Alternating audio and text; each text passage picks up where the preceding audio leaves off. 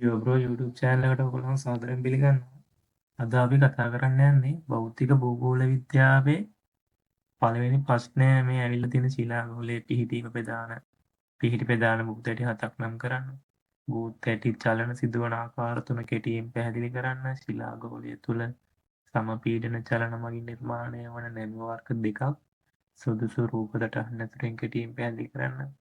ශිලාගෝලය තුල ආතතීය චලන ආශ්‍රිතව නිර්මාණය වන විභේද වර්ග දෙකක් සුදුසු රූප සටහන් ඇතුළින් කෙටියෙන් පැහැදිලි කරන්න. ඔන්න ඔය ප්‍රශ්නය ගැන අද විස්තරාත්මකව පැහැදිලි කරනවා. එහෙනම් අපි පටන් ගමු.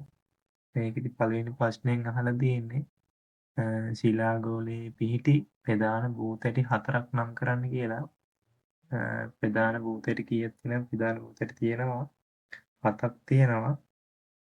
ඒකෙන් හතරක් විතරයි නම් කරන්න කියලා තියෙන්නේ. ඒකට ලකුණු දෙකක් හම්බ වෙනවා. ඒකෙදි ප්‍රධාන භූත ඇටි හතම අපි නම් කරලා අපි දැනගෙන ඉන්න එක හොඳයි. ඒතකොට ඕන ප්‍රශ්නයක් ආවට පස්සේ ඒවා විසඳ ගන්න පුළුවන්. ඒකින්ද තැටි හතක් තියෙනවා. මේ පළවෙනි එක තමයි පැසිෆික් තැටිය. අනිත් එක ඉන්දෝ ඕස්ට්‍රේලියානු තැටිය, යුරේසියානු තැටිය, අප්‍රිකානු තැටිය, උතුරු ඇමරිකානු තැටිය, දකුණු ඇමරිකානු තැටිය හා ඇන්ටාර්ක්ටික් තැටිය. ඔය තැටි හත තමයි තියෙන්නේ. ඔය තැටි හතෙන් හතරක් නම් කරලා තිබුණා මේ ප්‍රශ්නෙට ලකුණු දෙකක් ගන්න පුළුවන්.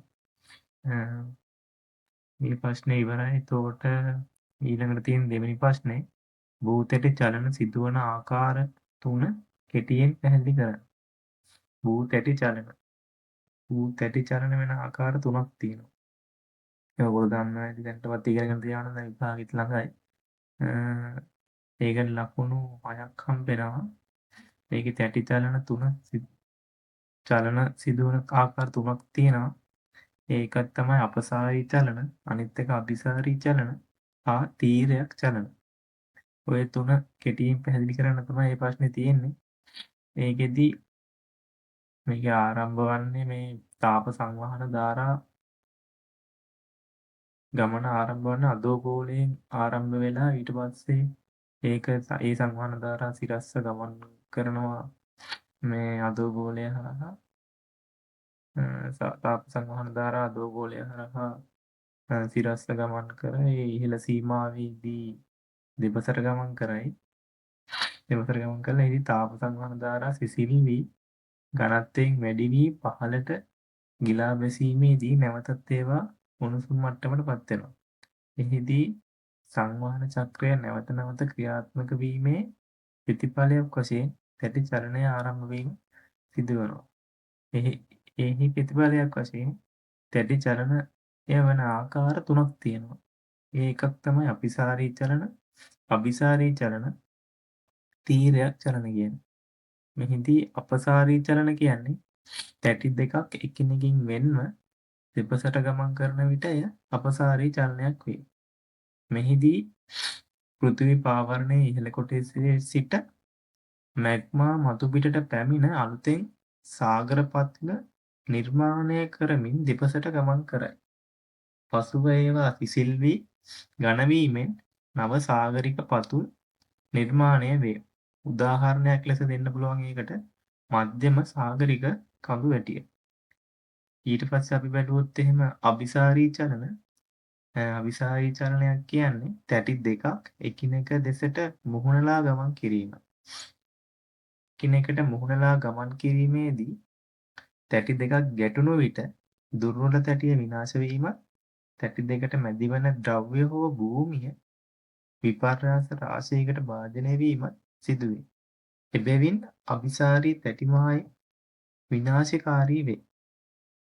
තැටි එකිනෙකට ගැටීමේදී තලයක් තුළට අනිත් තලය ගිලී යෑම නිසා ඇතිවන තෙරපීමෙන් නැමි කඳු නිර්මාණය වෙනවා. නැමි කඳු නිර්මාණය වෙන්නේ අபிසාරී චලන හේතුවෙන්. ඒට උදාහරණයක් ලෙස හිමාලය කඳු වැටිය පෙන්වා දිය හැකියි. මහද්වීපික තැටියක් යටින් සාගරික තැටියක් ගිලා බැසීමෙන් ආඝාත නිර්මාණය වෙනවා. මේ අபிසාරී චලනවලදී මහද්වීපික තැටියක් යටින් සාගරික තැටියක් ගිලා බැසීමෙන් තමයි ආඝාත නිර්මාණය වෙන්නේ. ඊට උදාහරණයක් ලෙස මරියානා ආඝාතය පෙන්වා දිය හැකියි. ඊට පස්සේ තව තියෙනවා තීරයක් චලන. තීරයක් චලන කියන්නේ තීරයක් චලන ඇතිවන්නේ තැටි දෙකක් එකිනෙකට ඇතිල්ලී යන ලෙස තිරස් වශයෙන් වීමෙන්. තීරයක් තැටි මායිමේදී තැටි දෙකක් අතර විභේදනයක් හටගනී. කැලිෆෝනියාවේ තියෙන සෙන් ඇන්ඩ්‍රියාස් විභේදය ඉතා ප්‍රසිද්ධ විභේදයක්. මේකේ තීරයක් තැටිවලට උදාහරණයක් තමයි ඒ. මේකේ තුන්වෙනි ප්‍රශ්නේ තියෙන්නේ ශිලා ගෝලය තුල සමපීඩන චලන මගින් නිර්මාණය වන නැමි වර්ග දෙකක් සුදුසු රූප සටහන් ඇසුරෙන් කෙටියෙන් පැහැදිලි කරන්න. මේකෙදි තියෙනවා එතකොට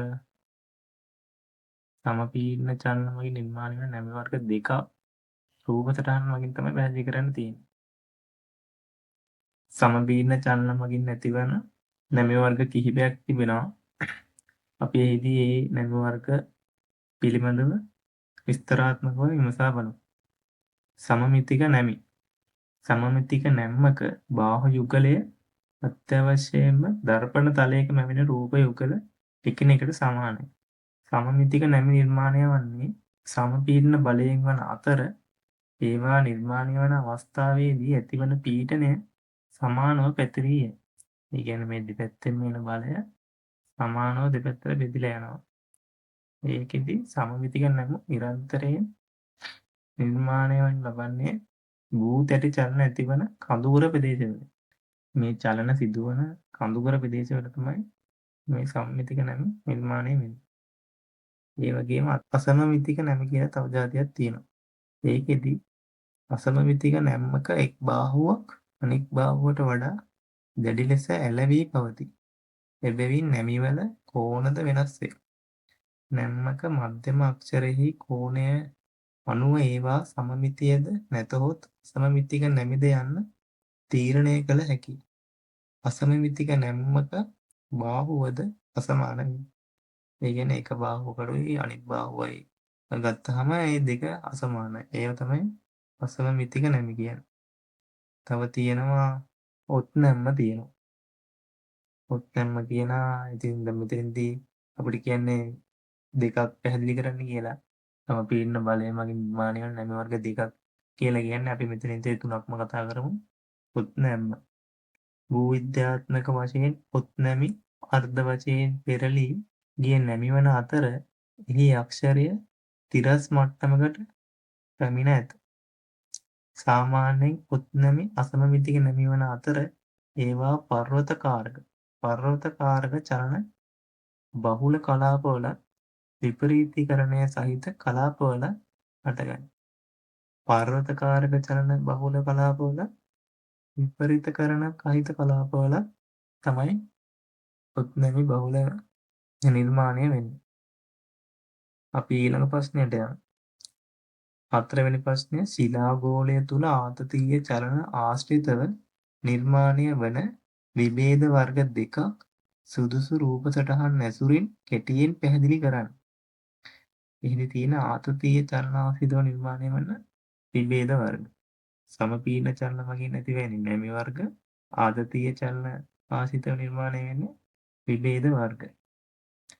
එහිදී විභේද වර්ග කිහිපයක් තිබෙනවා. සාමාන්‍ය විභේදය, සෝපාන විභේදය, හෝස්ට් විභේදය, කුට්ටි විභේදය, උලක විභේදය, සුවිභේද නිම්නය. අපි මෙහිදී මෙතන ප්‍රශ්නේ නම් කියලා තියෙන්නේ දෙකක් පැහැදිලි කරන්න. ඒ කියන්නේ දෙකක් රූපයට අහන්න වගේ කෙටියෙන් පැහැදිලි කරන්න කියලා. අපි මේකෙදී විභේද වර්ග 4ක් විතර පැහැදිලි කරගමු. සාමාන්‍ය විභේදය. සාමාන්‍ය විභේදය ආතතීය විභේද, පවපාත විභේද හෝ ගුරුත්ව විභේද ලෙසද සැලකේ. ආතතික බලය නිසා බහුල ලෙස ඇතිවන විභේද වර්ගය මෙය වේ. අපසාරී භූතැටි මායිම් ඔස්සේ සාමාන්‍ය විභේද හඳුනාගත හැකියි. ඔයගේ කෙටි පැහැදිලි කිරීම කරාම ඇති. තව තියෙනවා සෝපාන විභේද. විභේද කිහිපයක් සෝපානයක ආකාරයෙන් එකම දිශාවකට සැකසී තිබීම නිසා සෝපාන විභේද ලෙස සැලකේ. මේදී වගේ පොඩි විස්තරයක් තිබ්බම ඇති. පෝස්ට් විභේදය. හෝස්ට් යනුවෙන් අදහස් කරනු ලබන්නේ පෘථිවි කබලේ කොටසක් එහි දෙපස ඇති භූමියට සාපේක්ෂව ඉහළට එසවී තිබීමයි. මෙය ගැඹුරු විභේද යුගලයක ප්‍රතිඵලයකි. ප්‍රංශයේ රොස්ජේ කඳුවැටිය සහ ජර්මනියේ බ්ලැක් ෆොරස්ට් ප්‍රදේශයේ විශාල හෝස් විභේදයකට උදාහරණයන්ය. ඒ තමයි උදාහරණ ඒ පැත්තෙන් තියෙන. තව තියෙනවා සුවිභේද නිම්නය. සුවිභේද නිම්නය නිර්මාණය කරනු ලබන්නේ පෘථිවි කබලේ කොටස් අපසාරී බලවේග ඔස්සේ දෙපසට වෙන් වී යාමෙන්. මෙය කිඳාව ලෙසද හඳුන්වනු ලැබේ. සුවිභේද නිම්නයක නිර්මාණය විස්තීර්ණ භූදරි ක්‍රියාවලිය ලෙසද හඳුන්වයි. විස්තීර්ණ භූදරි ක්‍රියාවලිය ලෙසද එය හඳුන්වනු ලබනවා. අපි මේ දින භෞතික භූගෝල විද්‍යා ප්‍රශ්න පත්‍රයේ පළවෙනි ප්‍රශ්නය පැහැදිලි කර අවසන්. අපි ඊළඟ වීඩියෝවේ මේ අනිත් ප්‍රශ්න පිළිබඳව විමසා බලමු.